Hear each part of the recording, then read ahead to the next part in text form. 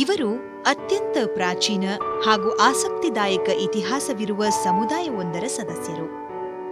ಈ ಸಮುದಾಯದವರು ಶತಮಾನಗಳಿಂದ ತಮ್ಮ ಸಂಸ್ಕೃತಿ ಪರಂಪರೆಗಳನ್ನು ಚಾಚೂ ತಪ್ಪದೆ ಪಾಲಿಸಿಕೊಂಡು ಬಂದವರು.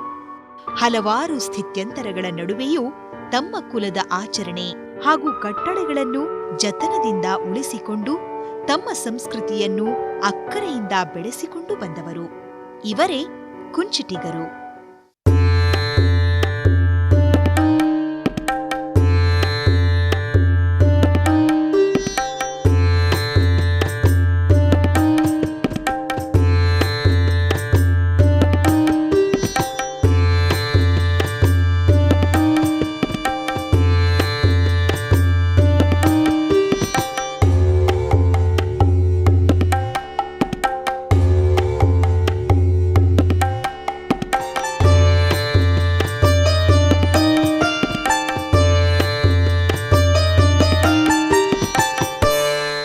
ನನಗೆ ಕುಂಚಿಟಿಗ ಸಮಾಜದಲ್ಲಿ ಹುಟ್ಟಿದ್ದೀನಿ ಅಂತ ಹೇಳ್ಕೊಳ್ಳಿಕ್ಕೆ ಬಹಳ ಸಂತೋಷ ಆಗುತ್ತೆ.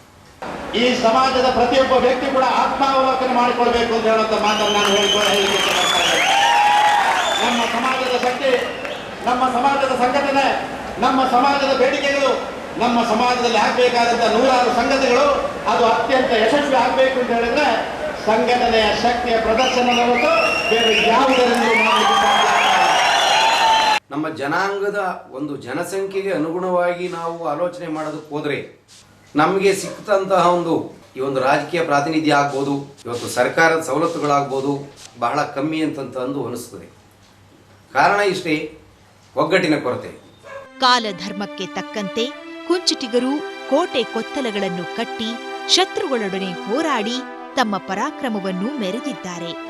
ಇದಕ್ಕೆ ಪ್ರಮುಖ ಸಾಕ್ಷಿಯೇ ಸುಪ್ರಸಿದ್ಧ ಮಧುಗಿರಿ ಕೋಟೆ.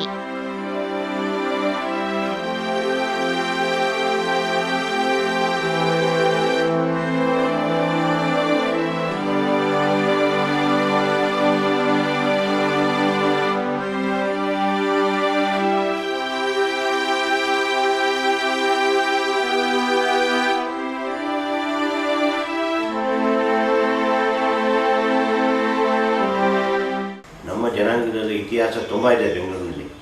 ನಾವು ಹಳೆ ಬೆಂಗಳೂರು ಕಿಲಾರಿ ರೋಡಲ್ಲಿ ನಾವು ಹೆಸರುವಾಸಿ, ಕುಂಚಿಟಿಗ ಪೇಟೆ ಅಂತ ಇವತ್ತು ಕಿಲಾರಿ ರೋಡ್ ಅಂತ. ಅಲ್ಲಿ ನಮ್ಮ ಜನಾಂಗದವರು ತುಂಬ ಜನ ನೆಲೆಸಿದ್ರು. ಇವತ್ತು ಬೆಂಗಳೂರು ಮೂಲೆಯಲ್ಲಿ ನೆಲೆಸಿದೆ. ಈವರೆಗೂ ಈ ಕಾಲ ನೋಡಿದ್ದೀವಿ, ಮುಂದೆ ಏನು ಕಾಲ ಬರ್ತದೆ ಅನ್ನೋದು ನಮಗೆ ಗೊತ್ತಿಲ್ಲ. ಈ ಕಾಡಿನೊಳಗೆ ವಾಸ ಮಾಡ್ತಾ ಇದ್ದೀವಿ. ಇವತ್ತು ಕೊನೆಗೆ ನಮ್ಮ ರಾಜಕೀಯ ಸ್ಥಿತಿ ಎಲ್ಲಿಗೆ ಬಂದಿದೆ ಅಂತ ಹೇಳಿದ್ರೆ ಕೇವಲ ಒಬ್ಬನನ್ನು ನಾವು ಆಯ್ಕೆ ಮಾಡ್ಕೊಳ್ಳೋದಕ್ಕೂ ಇವತ್ತು ಪರದಾಡುವಂಥ ಒಂದು ಸ್ಥಿತಿಗೆ ಬಂದಿದ್ವಿ.